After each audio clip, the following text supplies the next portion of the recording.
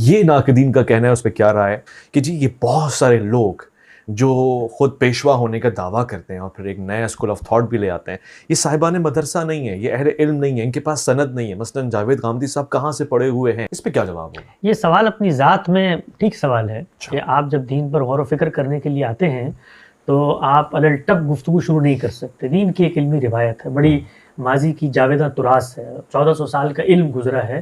اس کے اندر خود قرآن مجید پر، سنت پر، حدیث پر، قرآن کی زبان پر، اسی طریقے سے جو علوم اس سے پیدا ہوتے ہیں، وہ صرف ہو، نحو ہو، بلاغت کا علم ہو، معنی کا علم ہو، اسی طریقے سے فقہی روایت کا علم ہو، ان سب کو اگر آپ نہیں پڑھتے اور فری لانسر کے طور پر دین پر گفتگو کر دیتے ہیں تو یہ اعتراض بڑا توانا، بڑا قوی اعتراض ہے جو لوگ عام طور پہ وارد کرتے ہیں اور کرنا چاہیے. اب سوال یہ ہے کہ جب آپ کسی پہ اعتراض کرتے ہیں تو اعتراض کرنے سے تو اعتراض ثابت نہیں ہو جاتا، اس کو ویریفائی کرنا ہے، اس کو کوالیفائی کرنا ہے.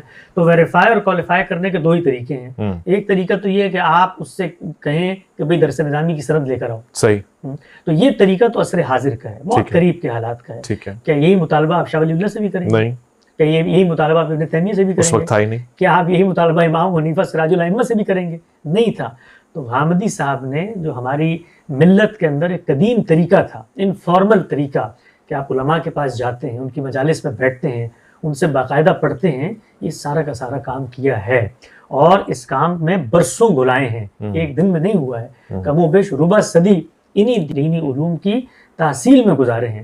تو اب دو ہی طریقے ہیں، یا تو آپ ان سے ویڈیو کا مطالبہ کریں کہ وہ گھر سے نکل کے کسی مولوی صاحب کے پاس جاتے تھے، کوئی سی سی ٹی وی آ جائے، تو وہ تو 1990 سے پہلے ممکن نہیں تھا.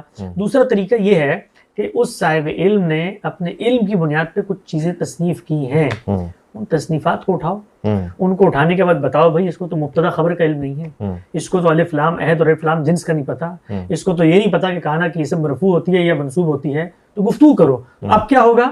اب بات ہوگی کانٹینٹ کے اوپر، اب بات ہوگی اس چیز کے اوپر جو پیش کر رہے ہیں. تو ہمارا، میں آپ کو آخر میں عرض کرتا ہوں، ڈائلما ہے اہل علم علماء کا ڈائلما. وہ ڈائلما یہ ہے کہ جب بھی کسی روایت کو چیلنج کیا جاتا ہے تو چیلنج کرنے کے بعد جو سامنے لوگ موجود ہیں وہ کچھ مراحل سے گزرتے ہیں. پہلا مرحلہ ہوتا ہے پرسیکیوشن کا، ختم کر دو، بات ہی نہ سنو.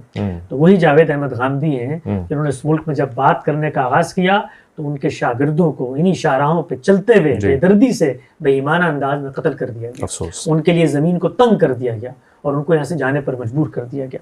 دوسرا طریقہ کیا ہوتا ہے؟ جا کے کسی کٹیا میں بیٹھ جاتے، لیکن کمبخت یہ سائنسی ترقی، یہ یوٹیوب کے چینلز، یہ ذرائع ابلاغ کی حرکیات، دنیا تک بات پہنچتی ہے، لیبل کرنا شروع کیا. بھائی یہ تو سر سید احمد خان کی پرتوں ہیں، یہ تو عبداللہ چکڑالوی کی فکر ہے، یہ تو پرویز صاحب کا کوئی چنیدہ آدمی آ گیا ہے. یہ سب کچھ چلتا رہا، کچھ عرصے بعد یہ بھی فیل ہو گیا، اس لیے کہ جو کچھ کانٹینٹ میں لکھا ہوا تھا وہ تو سب کی نفی کر رہا تھا. اس کے بعد کیا ہوا؟ اس کے بعد یہ ہوا کہ پھر اجزاء میں یہ اطلاقی آراء کے اوپر یہ فہرستیں بنائی گئیں جو آپ کے موبائل میں اس وقت کھلی ہوئی ہے، جو آپ نے میرے سامنے پیش کی. اور ویسے میں لوگوں کو یہ بتا دوں کہ مختصر وقت میں نے چھوٹے چھوٹے جواب دیے. ان سب چیزوں پر مفصل انداز میں ہم نے گفتگو کی ہے. 23 اعتراضات کی سیریز ہے، اس کو پڑھیں. تو پھر تیسرا مرحلہ یہ آتا ہے کہ جس میں وہ کہتے ہیں آپ تو فلاں چیز کو یہ سمجھتے ہیں اور فلاں چیز کو یہ نہیں سمجھتے.